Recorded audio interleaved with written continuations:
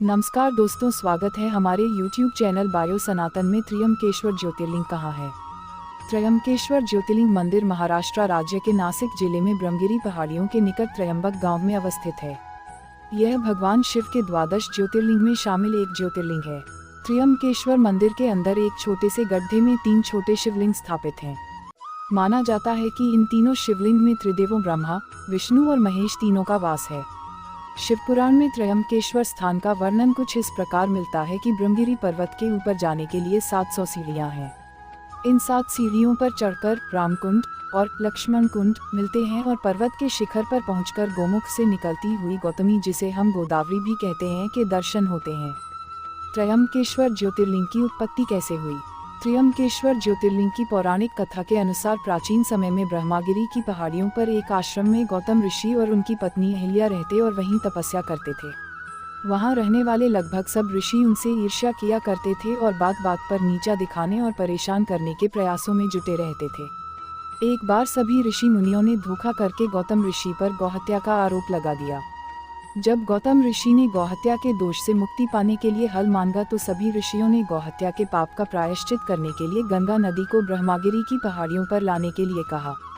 गंगा मां को प्रसन्न करने के लिए गौतम ऋषि ने शिवलिंग की स्थापना कर पूजा अर्चना करनी आरंभ कर दी। गौतम ऋषि की तपस्या से भगवान शंकर और देवी पार्वती अत्यंत प्रसन्न हुए और वहां प्रकट हो गए। जब शिवजी ने उनसे वरदान मांगने के लिए कहा तो उन्होंने वरदान स्वरूप गंगा मां को इस स्थान पर लाने के लिए कहा। इस पर देवी गंगा ने यह प्रार्थना की और कहा कि मैं इस स्थान पर तभी निवास कर सकती हूँ जब मुझे अपनी जटाओं में धारण करने वाले भगवान शिव भी यहाँ वास करें। गंगा में कहने पर ही भगवान शिव ने वहाँ वास करने का निर्णय लिया और श्री त्र्यंबकेश्वर के रूप में स्थापित हो गए। तभी से गंगा नदी वहाँ गौतमी के रूप में बहती चली आ रही है, जिसे हम गोदावरी के नाम से जानते हैं। त्र्यंबकेश्वर मंदिर का इतिहास। नासिक जिले में स्थित त्र्यंबकेश्वर शिवा टेम्पल से जुड़े ऐतिहासिक तथ्य कहते हैं कि भगवान शिव को समर्पित इस प्रसिद्ध मंदिर का निर्माण मराठा साम्राज्य के पेशवा नाना साहेब ने एक शर्त पर करवाया था।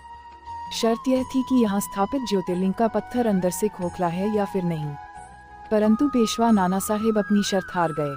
इसके बाद उन्होंने इस मंदिर का निर्माण भव्य तरीके से वर्ष 1755 से 1786 के मध्य में करवाया।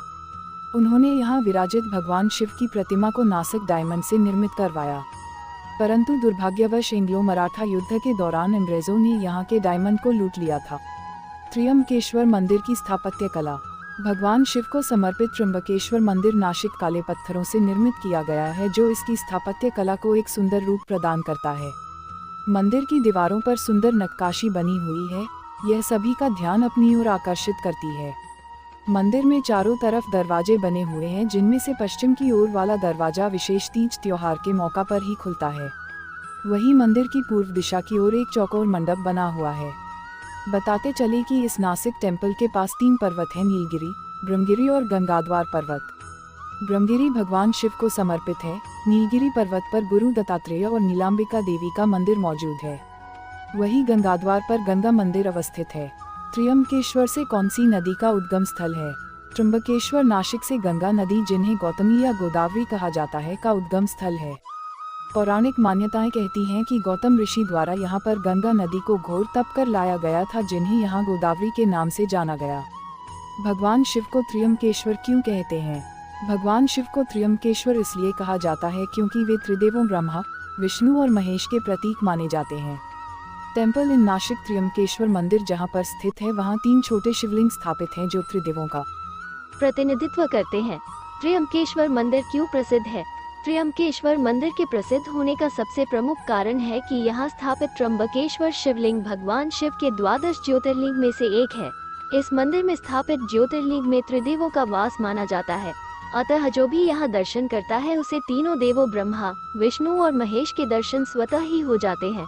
अपनी सुंदर वास्तुकला के लिए भी स्थान लोकप्रिय है, क्योंकि भगवान शिव की हीरो से जड़ी प्रतिमा, दीवारों पर बनी सुंदर नक्काशी, काले और विशाल पत्थर सभी के आकर्षण का केंद्र बना हुआ है। दोस्तों, अगर हमारा वीडियो आपको अच्छा लगे तो प्लीज लाइक कीजिएगा और चैनल को सब्सक्राइब जरूर कीजिएगा। मिलते ही अगले नेक्स्ट वीडियो में। जय श्री राम।